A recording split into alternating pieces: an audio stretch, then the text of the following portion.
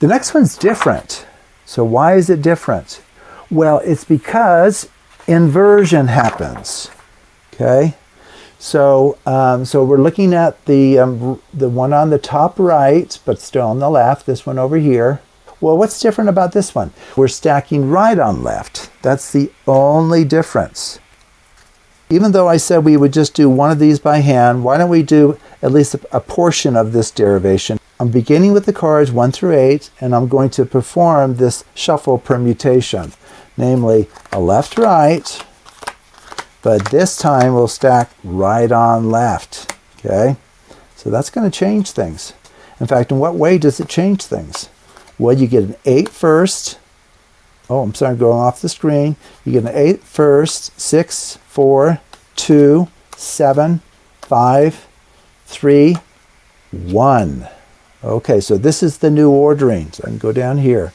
So 8, 6, 4, 2, 7, 5, 3, 1.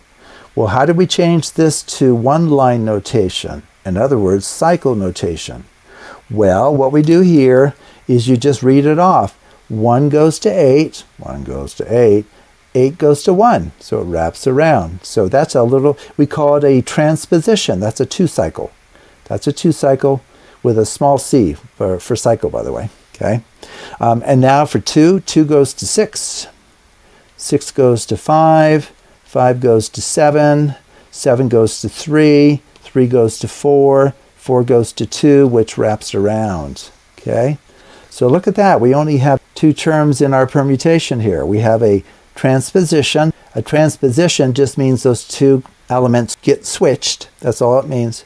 And then these others, there's quite a bit more going on. Okay, but look at what happens now with the color coding. This is very, very important. Remember, 1, 4, 6, 7. We associate that with the black color coding. And then 2, 3, 5, 8. We associate that with the red color coding.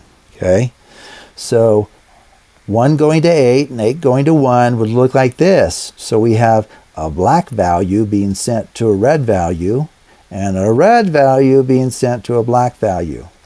What happens over here?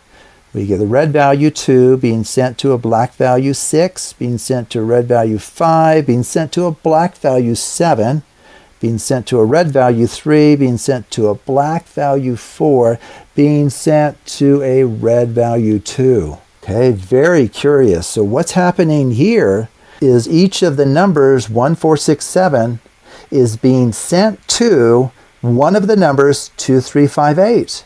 So it goes back to what I mentioned about the sets switching places. It's like the sets just switch places. Okay, so what's happening here is all of these values get sent to those new positions, and these values get sent to those new positions. Okay, so there's an inversion going on here. It kind of inverts everything. Okay, and so that's what I have down here. Each value gets sent to a value of the opposite color. Okay, and so that is why I have, if you look at the top left here in the middle, look at this. Black A, so A gets sent to A complement, and A complement gets sent to A. So this is a true inversion. Okay, so in the language of zeros and ones, we can actually quickly demonstrate that. So if we begin with this particular Bessey sequence, 1, 0, 0, 1, 0, 1, 1, 0, and we're going to go ahead and perform this shuffle permutation, left, right, with stacking of right on left. The claim is that now we will get a 0, 1, 1, 0, 1, 0, 0, 1. So it sent the original Bessey sequence to its inversion, or it inverted it. Okay, so that happened here, but it did not happen with the first example, right? The first example, we stayed within the same color values, if you want to think about it in that way. Okay, and look at the diagram for this one. This is a really fun shuffle diagram here. So look at the diagram here. Very interesting shape there. Very different than this one. Okay, so would you be able to draw this? Well, See, 1 goes to 8 and 8 goes to 1. We just saw that. So we would have an arrow that goes from 1 to 8. That's that arrow. But we would also have an arrow that goes from 8 to 1. And so that's why it's a double arrow. Okay. What about 2? Well, the new second place goes to what was in the 6th position, namely 6. Okay, so we have an arrow from 2 to 6, and then we should have an arrow from 6 to 5, which we do, and then we should have an arrow from 5 to 7, which goes up here, and then we need one from 7 to 3, so it jumps way over here, and then an arrow from 3 to 4, which we do, it's a short little arrow, and then we need an arrow from 4, it wraps around to 2. So it starts at 4 and ends at 2. Okay, so this just cycles around. This is a 6 cycle here. So we have every 6 times you perform this shuffle, you reset the packet to its original order.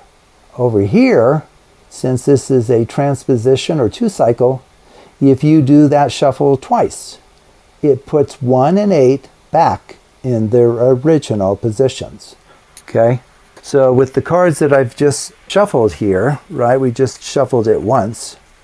So the claim is for the 1 and 8, if we do it one more time, stack right on left, what should happen is we should have 8 and 1 back to where they originally were. Namely, 1 is in the 1st position, 8's in the 8th. Okay, so we have shuffled twice using this shuffle.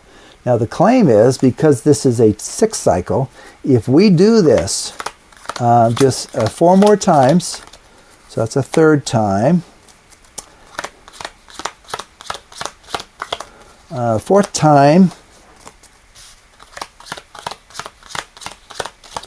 5th time, and one more,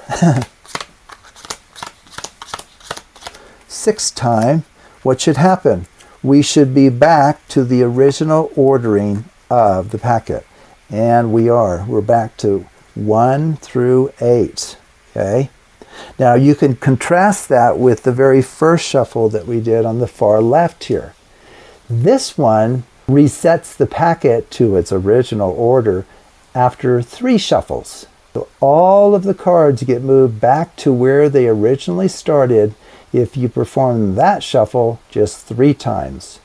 For this shuffle, to achieve that same thing, you actually have to perform that shuffle 6 times. And during those 6 shuffles, the 1 and 8 will be bouncing back and forth between each other, but by the time you perform the 6th shuffle, you'll straighten those out where 1 will be back in the 1st position, 8 will be back in the last position, and all of the other cards will be back to where they originally started. Okay?